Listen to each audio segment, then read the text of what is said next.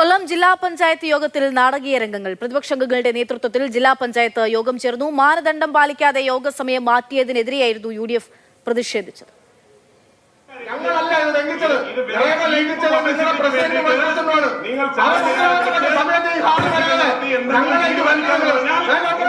കൊല്ലം ജില്ലാ പഞ്ചായത്ത് ഭരിക്കുന്നത് ഇടതുപക്ഷം.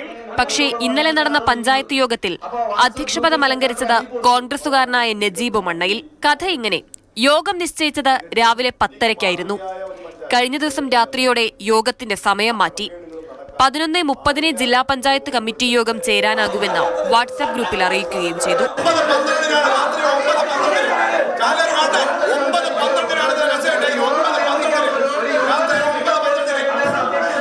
UDF അംഗങ്ങൾ ഇതിനെ എതിർത്തു.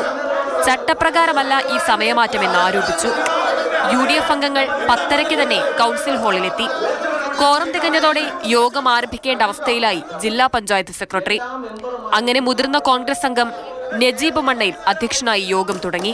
സംഭവമറിഞ്ഞ ജില്ലാ പഞ്ചായത്ത് വൈസ് പ്രസിഡന്റ് അടക്കമുള്ള ഇടതുപക്ഷക്കാർ ഓടിയെത്തി. വാക്കേറ്റം, പിന്നീട് തർക്കമായി, പരസ്പരം ട്രോളുകളുമായി. പ്രതിപക്ഷ കക്ഷിയുടെ ഒരാൾ വരികയും ചെയ്യുന്ന അസാധാരണമായിട്ടുള്ള ഒരു നടപടി ഉണ്ടായി. ഇവിടെ ഉണ്ടായ ഏറ്റവും പ്രധാനപ്പെട്ട കാര്യം ജില്ലാ പഞ്ചായത്ത് പ്രസിഡന്റിന്റെ ഭാഗത്തു നിന്നും അതുപോലെ തന്നെ സെക്രട്ടറിയുടെയും വൈസ് പ്രസിഡന്റിന്റെയും ഭാഗത്തു നിന്നും ഗുരുതരമായിട്ടുള്ള അനാസ്ഥയാണ് ഉണ്ടായിരിക്കുന്നത്. UDF രാഷ്ട്രീയം കളിക്കുന്നുവെന്ന് ഇടതുപക്ഷത്തിന്റെ വിമർശനം.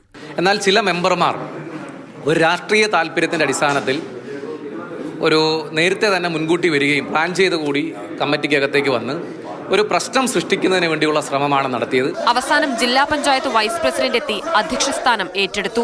ശാന്തരാകാൻ അംഗങ്ങളോട് അഭ്യർത്ഥിച്ചെങ്കിലും ശാന്തരായില്ല.